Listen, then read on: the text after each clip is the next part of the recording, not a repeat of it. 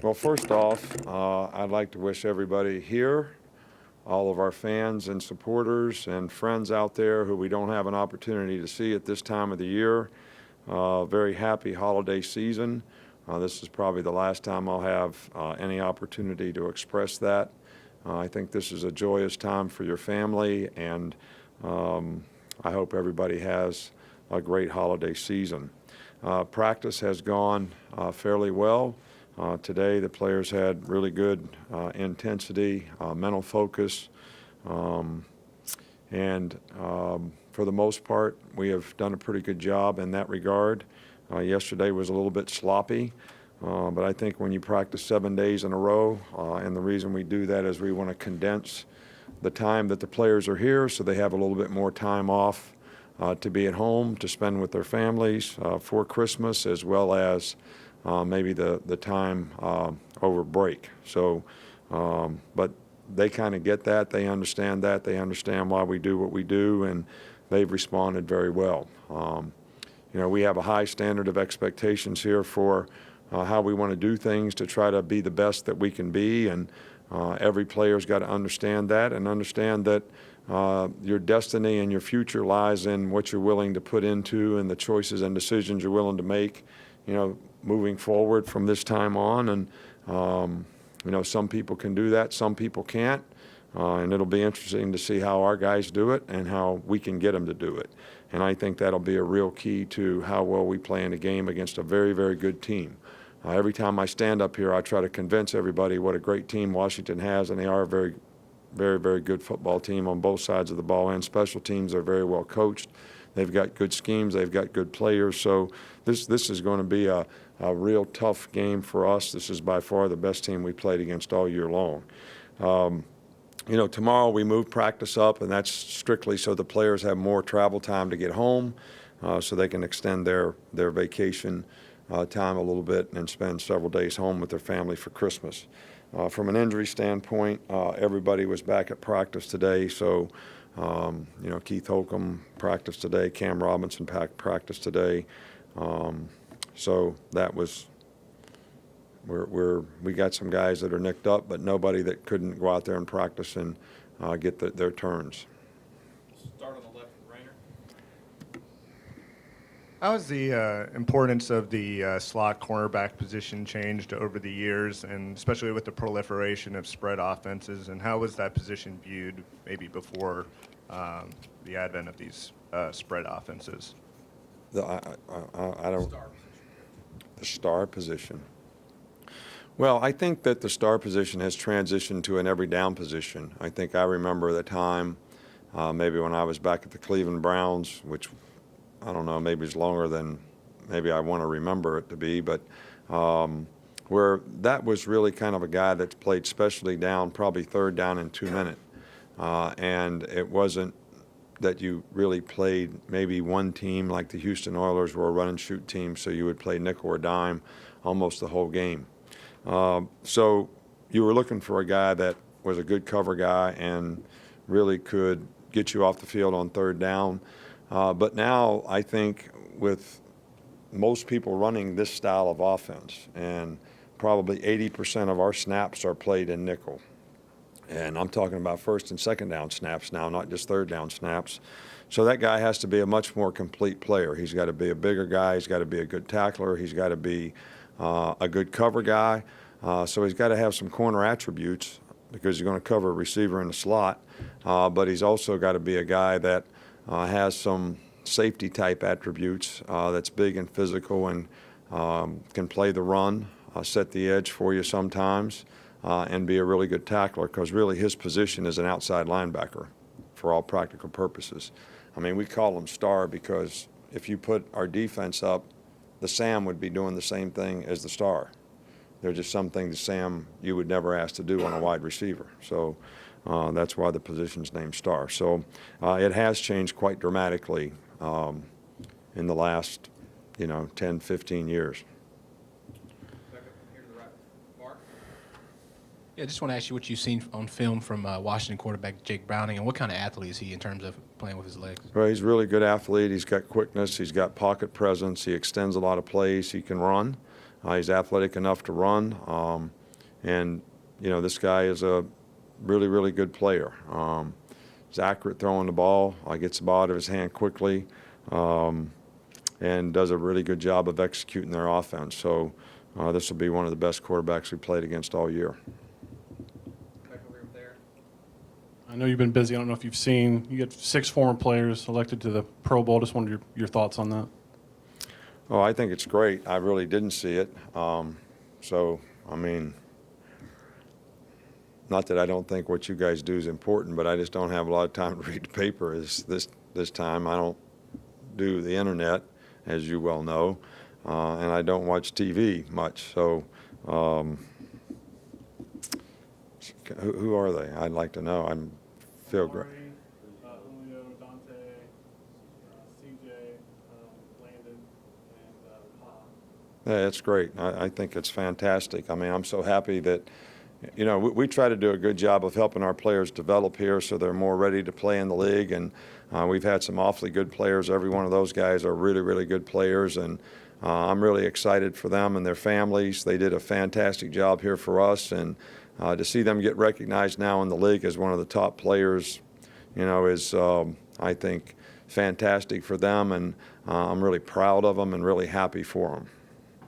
Back over here with John Zener. You've obviously had some freshmen come in and earn playing time, earn starting spots and everything.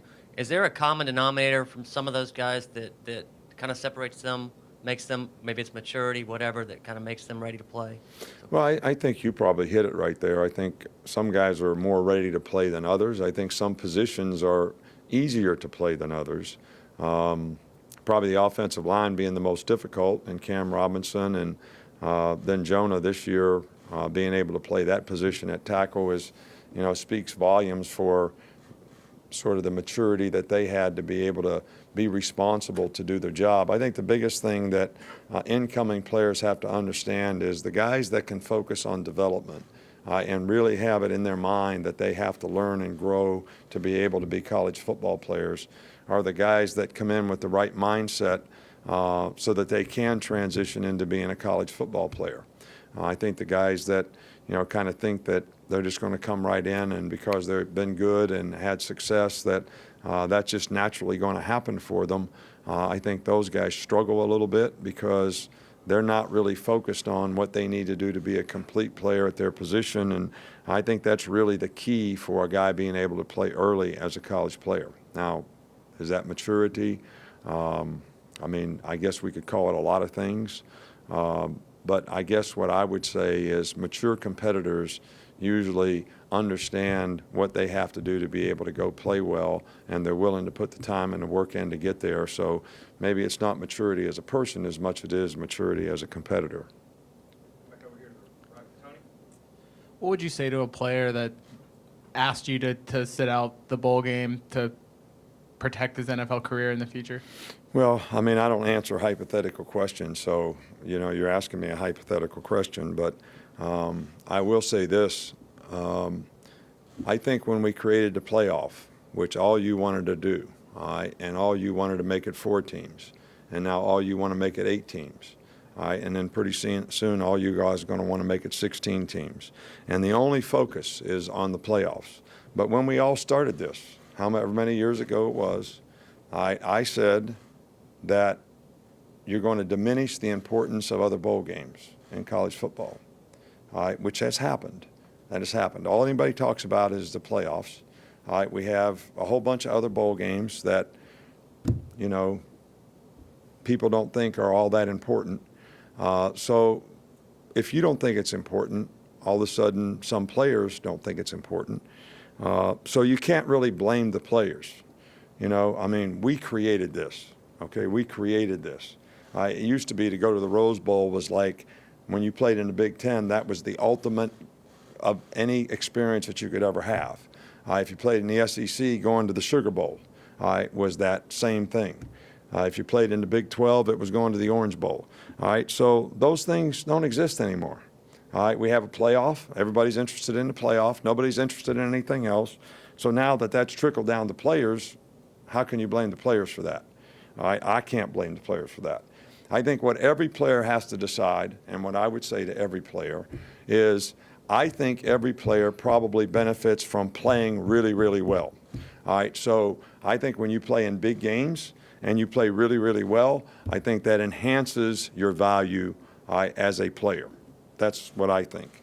All right, now, every player would have to make the decision between, is that more important relative to protecting yourself? I think that's every player's choice, and that's every player's decision, and I don't know that there's much more to say about it than that. Back over here, same side with Ken. Left side. What's an area or two that Josh Jacobs particularly improved throughout the course of the season, and how important was that improvement given, several backs got dinged up a little bit? Well, I think it was really important for us. We didn't have a lot of depth at the running back position, so we actually had two freshmen. One of them got hurt during the course of the season, but Josh got playing time early. He took advantage of it, and has had a role at that position that has been critical to the success of our offensive team. And there were times when Bo was hurt, so that he needed to play, and he played well for us. So there was times when Damian Harris was hurt, and Bo could play. So we've been kind of, running back by committee all year, and he certainly made a significant contribution to that. And hopefully we'll have all three of those guys healthy for this game. Two more, Michael, and then Alex. When you play in a team like Washington where you don't have many common opponents and they're kind of on a separate coast, does it make it more difficult with the preparation, the game film, and that aspect of it? Well, I think the film is the film. I think anytime you play a team, you develop sort of a history of what they like to do, and you sort of have that knowledge and experience, and so do the players.